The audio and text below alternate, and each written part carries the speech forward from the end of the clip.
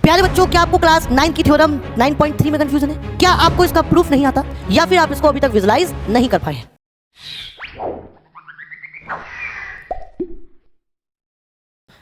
Hello everyone, जय हिंद। This is Rajat Prabhakar, welcome to कक्षा की क्लासेस। प्यारे बच्चों, हम इसमें कवर करेंगे क्लास 9 की लास्ट थ्योरम है, ये थ्योरम 93।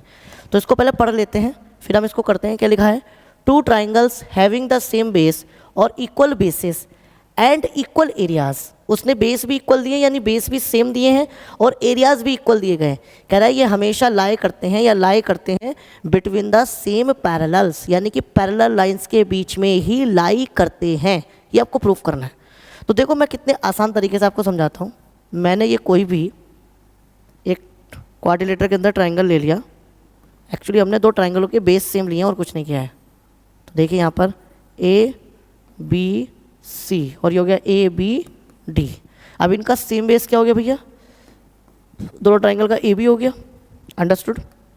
तो आपको प्रूफ करना है क्या ए बी किसके पैरेलल है? सी डी के। तो देखो हम क्या करेंगे, हम इस पर गिराएंगे परपेंडिकुलर। तो मैंने इस पर परपेंडिकुलर गिरा दिया, हमने इसके ऊपर भी परपेंडिकुलर गिरा दिया। अभी बताओ, ये जो डी ई है ये परपेंडिकुलर है ए बी पर, और सी एफ भी किसके परपेंडिकुलर है? ए बी पर। इसका मतलब ये दोनों पैरेलल हो गए। अंडरस्टूड? पैरेलल हो गए, क्योंकि 90 डिग्री है ना, ये भी 90 डिग्री, ये भी 90 डिग्री, और सेम ही लाइन पर परपेंडिकुलर हो रहे हैं। तो इसका मतलब ये दोनों लाइन तो पैरेलल होंगी, पैरेलल हो गई। अब चूंकि इनके एरिया इक्वल दिए गए हैं, तो ए बी सी का एरिया ए बी डी के एरिया के इक्वल है। तो आप इसमें फॉर्मूला लगाएंगे हाफ बेस इंटू हाइट। तो दोनों का बेस ए बी सेम रहेगा, ए बी से ए बी कट जाएगा, हाफ से हाफ कट जाएगा, तो इससे डी ई सी एफ के इक्वल आ जाएगा। और जब डी ई सी एफ के इक्वल आ गया और ये पैरेलल भी है, इसका मतलब क्या हो गया? ये पैरेललोग्राम हो गया, यानी E F C D parallelogram हो गया। तो इसका मतलब ई एफ किसके पैरेलल हो गया? सी डी के। और आगे डी ई किसके पैरेलल हो गया? ये तो दिया था सी एफ के। तो D C parallel E F के है, तो डी सी इसका मतलब ए बी के पैरेलल हो गया। और यही हमें प्रूफ करना था कि ए बी किसके पैरेलल है? डी सी के या सी डी के। आई होप आपको समझ में आया होगा। चलो अब इसको हम ऑन पेपर करते हैं, यानी कि इसको लिख कर करते हैं। क्या गिवन दिया गया है आपको? आपको दो ही चीज़ दिया गया है, एक तो सेम बेस ए बी है, साथ साथ area of triangle A B C किसके इक्वल दिया गया है? Area of triangle A B D के। अंडरस्टूड? चलो क्या होगा अब इसमें? आपने कंस्ट्रक्शन किया है, क्या हमने यहाँ पर परपेंडिकुलर ड्रॉन किए हैं। ड्रॉ अ परपेंडिकुलर क्या?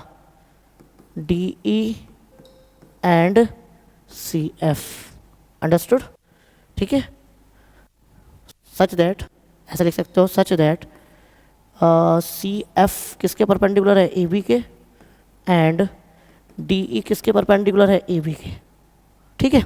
चलो अब आपको सिद्ध क्या करना है, देखो जल्दी से। टू बी प्रूफ्ड, सिद्ध क्या करना है? सिद्ध करना है कि हमें ए बी किसके पैरेलल है? सी डी के। तो अब इसका प्रूफ देखेगा। कैसे करेंगे भाई proof?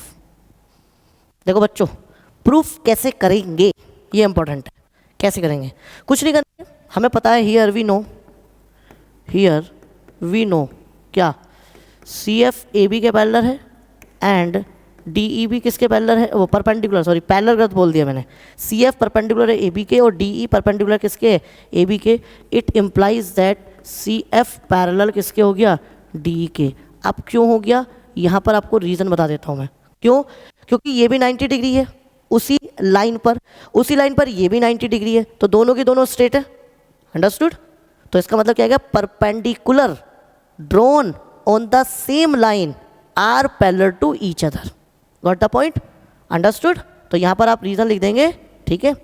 Perpendicular drawn to the on the same line are parallel to each other. ठीक है। ये आपका यहाँ पर रीज़न मेंशन कर दिया मैंने, काफ़ी शॉर्ट में लिखा है, तो आप चीज़ों को समझते हुए चलें। ठीक है। सिर्फ नोट करने पर ध्यान ना दें, इस बात का विशेष ध्यान रखें। चलो भैया, अब सी एफ किसके परपेंडिकुलर हो गया? पैरेलल हो गया भैया, डी के हो गया। अब कुछ नहीं, आपको दिया है साफ। देखो क्या किया मैंने, area of A B C is equals to area of triangle A B D. तो इसका फॉर्मूला कितना होता है? हाफ बेस कितना है भैया? बेस ए बी है, इसकी हाइट कितनी है ए बी सी की, ए बी सी में हाइट आ रही है भैया सी एफ, इधर देखो ये आ जाएगी हाफ, इसमें बेस क्या है ए बी, हाइट कितनी आ रही है भैया डी ई, तो 1/2 से 1/2 ए बी से ए बी कट गया, तो सी एफ किसके इक्वल हो गया डी ई के आ गया। अंडरस्टूड? सी एफ किसके इक्वल आ गया बेटा डी के आ गया। लुक एट हियर, यहाँ पर देखो, यहाँ पर क्या देखो सी एफ परपेंडिकुलर डी के, सी एफ इक्वल है डी के, तो पैरेललिज्म की क्वालिटी हम यहाँ पर लगाएंगे, यानी पैरेललोग्राम की प्रॉपर्टी यहाँ पर हम लगाएंगे। उससे क्या होगा हियर क्या लिखेंगे here C F is equals to किसके है डी के, and C F is parallel to A D ई।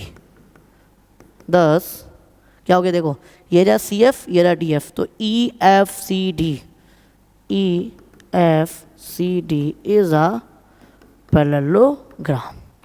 और जब पैरेललोग्राम है तो उसका मतलब अपोजिट साइड्स क्या होंगी parallel, so it implies that क्या हो गया डी सी पैरेलल किसके है ई एफ के, सो तो क्या हो गया इट इम्प्लाइज दैट क्या हो गया डी सी किसके पैरेलल है ई एफ के, ई एफ के पैरेलल, तो इनको एक्सटेंड कर दो तो इट स्टिल रिमेन्स पैरेलल, तो डी सी किसके पैरेलल हो गए भैया जल्दी बताओ ए बी के, और मुझे लगता है यही सिद्ध करना था, ठीक है यहाँ 100 लिखेंगे। अंडरस्टूड? डी सी पैरेलल किसके, डी सी पैरेलल किसके ए बी के, डी सी लिख लो या फिर इसको A B parallel C D लिख लो, बात एक ही है, ठीक है। अंडरस्टूड? क्या आपको बात समझ में आ गई, क्लियर हो गई? मैं आपको इनर बोर्ड के अंदर और समझा देता हूँ इसको कि ये कैसे करना है। देखो बच्चों, अगर आपको ये आपके सामने दिया गया है, ठीक है, सेम बेस है इनमें, ठीक है, सेम बेस और एरिया इक्वल है इनके, तो उसका मतलब क्या है कि ये ए बी और सी डी के क्या होगा पैरेलल होगा। अंडरस्टूड? देखो इसमें बेस अगर ए बी सेम दिया हो और area of A B C और दूसरा ट्राइंगल का area of A B D अगर इक्वल हो तो इसका मतलब क्या है प्यारे बच्चों, इसका मतलब ये है कि ये between the same parallels exist कर रहा है, ठीक है। आई होप आपको थ्योरम बहुत अच्छे से समझ में आई होगी। ऐसी और मज़ेदार और इन्फॉर्मेटिव वीडियोस के लिए जुड़े रहिए हमारे यूट्यूब चैनल कक्षा केंद्र के साथ। जय हिंद।